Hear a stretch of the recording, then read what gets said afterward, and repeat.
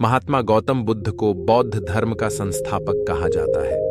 उन्होंने वर्षों बोध गया के बोधि वृक्ष के नीचे बैठकर तपस्या की और इसके बाद उन्हें दिव्य ज्ञान की प्राप्ति हुई। बुद्ध ने अपने विचारों और उपदेशों से पूरे संसार को शांति और अहिंसा का मार्ग दिखाया। इसलिए कहा जाता है कि बुद्ध के विचार आपका जीवन बदल सकते हैं। बुद्ध की आज की अमृतवाणी में आपको बताएंगे गौतम बुद्ध से जुड़ी एक ऐसी कहानी के बारे में जिससे आपके जीवन में खुशियां ही खुशियां रहेंगी, क्योंकि बुद्ध का मानना है कि ये पूरी तरह से आप पर ही निर्भर करता है कि आप खुशी या गम क्या लेना पसंद करते हैं। अगर आपने हमारे चैनल को अभी तक सब्सक्राइब नहीं किया है तो प्लीज सब्सक्राइब कर लीजिए ताकि आप हमसे प्रेरणा लेकर अपने जीवन में आगे बढ़ सकें। चलो शुरू करते हैं। भगवान बुद्ध को जब ज्ञान की प्राप्ति हो गई तो फिर वे संसार को उस ज्ञान से आलोकित करने निकल पड़े। भगवान बुद्ध किसी गांव में जीवन के विभिन्न आयामों पर प्रतिदिन व्याख्यान देते।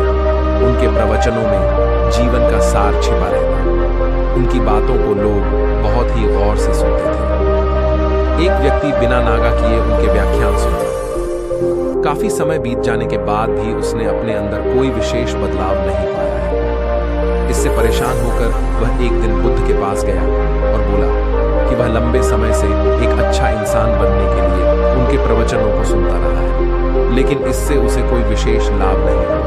वह एक अच्छा इंसान नहीं बन पाया, उसमें कोई बदलाव नहीं आया है। उसकी बातों को सुनकर बुद्ध मुस्कुराए। उन्होंने उसके सामने उसके गांव का नाम, वहां तक की दूरी, वह वहां कैसे जाता है आदि जैसे प्रश्नों की झड़ी लगा दी।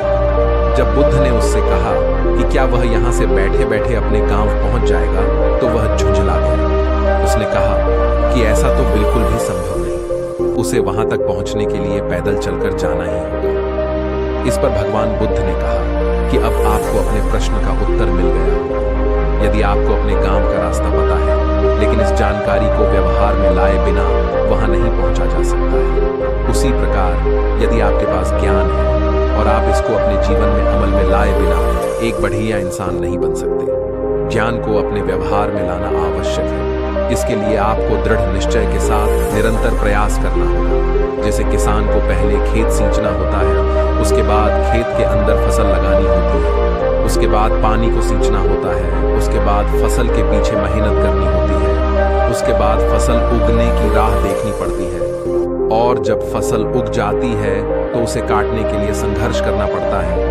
फसल काटने के बाद उसे बाजार में ले जाकर बेचना होता है। उसके बाद फसल के पैसे से खुद का घर चलाया जाता है। इतनी मेहनत करने के बाद जब फसल की कमाई आती है तब उसके घर के सदस्य किसान सभी खुशी का भोग कर रहे होते हैं। जैसा किसान संघर्ष करता है अपनी मंजिल पाने के लिए, वैसे ही हर एक इंसान को अपनी आयु में संघर्ष करना ही होता है, तब कहीं जाकर वो सफल होता है।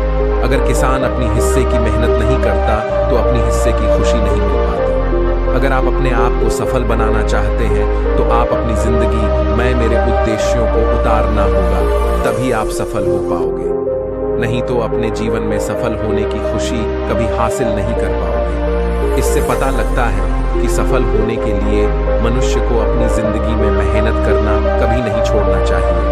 अगर वो किसी और के भरोसे बैठ जाएगा तो कभी सफल नहीं हो पाएगा। जिंदगी में किसी लक्ष्य को हासिल करने के लिए उसके पीछे मेहनत करनी होती है।